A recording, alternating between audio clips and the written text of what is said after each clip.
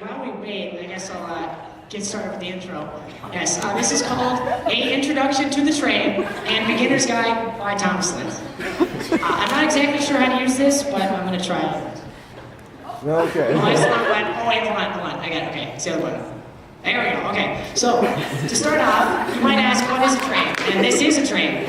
A train is a form of rail transport consisting of a series of connected vehicles that usually runs along the rail track to transport cargo and passengers. Motive power is provided by a separate locomotive or individual motors in a self-propelling ultimate unit. Now that you know basically everything there is to know about the Wikipedia definition of a train, I'm going to go ahead and talk to you about steam engines, because steam engines are the reason the train became so important.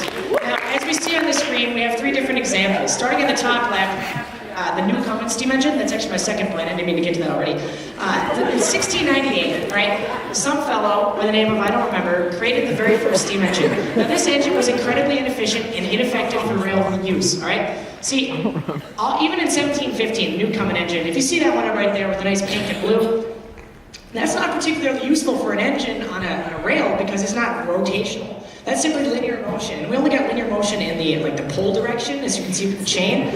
You can't push a chain. So that makes a pretty bad steam engine because it's really only single acting, and along with the fact that it is essentially a vacuum engine. And vacuum engines are limited by the fact that the atmospheric pressure around us is only 14 psi, so you can only do 14 psi of work on anything.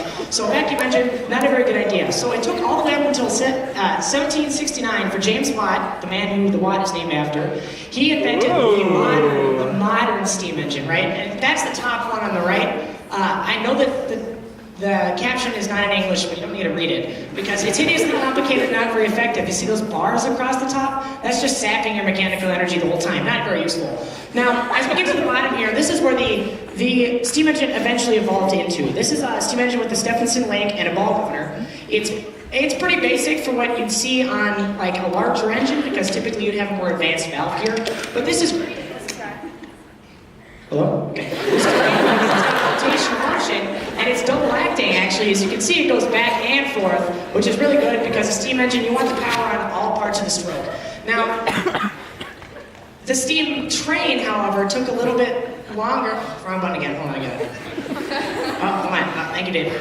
Okay, so the train started with this, all right? Now, before 1829, when Stephenson made his train called the Rocket, there were engines before that. However, they were pretty ineffective and really sucked. So Britain, you know, the great island there in the United Kingdom, they created a thing that they called the Rainhill Trials. They asked a bunch of great inventors and famous mechanics to create the best steam engine. They said, we're starting a new line, and we want you to create the best steam engine for this line, and we can pattern everything afterwards. And in 1829, George Stephenson, a very famous physicist, came up with Stephenson's rocket, the very first modern and effective steam engine. Right? It has an 022 white configuration, and if you don't know what that is, we'll be getting to that later in the terminology section. It weighs 9,500 pounds, which is quite light for an engine. So, as you can imagine, okay, well, for those of you in physics, all you seniors out there, you know that friction is equal to mu times the normal force. And if you don't have a lot of normal force, you're not going to have a lot of friction, thus you're not going to be able to drive very fast or very hard with that engine you're producing, the power you're producing in your engine. Now, it's got a 4-foot, 8.5-inch gauge, and this is actually still standard in the rest of the world today. A lot of places like Russia and China created different rail gauges. For example, Russia had several rail gauges. They had a 7-foot gauge and a 3-foot gauge.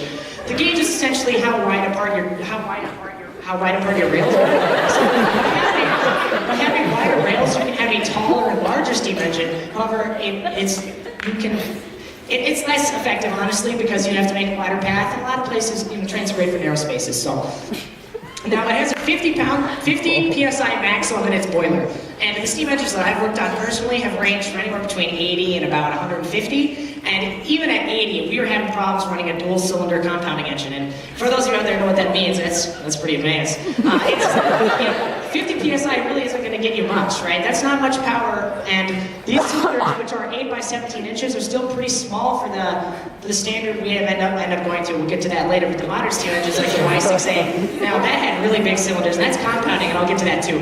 Okay, so its top speed was 29 miles an hour. However, people weren't really wanting to get up to that speed because before this, the fastest anybody had really ever traveled was on a horse, and horses, as far as I'm aware, correct me if I'm wrong, don't go 29 miles an hour. I don't really know anything about horses, I'm not weird. So, now before I go any further, we have to get to some terminology, right? So this is a wonderful diagram I picked up right off Wikipedia. I looked up train diagram. This is exactly what I found. Now this is a 262 style locomotive. I'm not a big fan of the 262. I'm a much bigger fan of the 484 Northern style, but this will work too. So we've got 20 things to go through, so let's get going. All right, fire chambers, number one. All right, Thomas, Okay, I'm done. Okay. I have a lot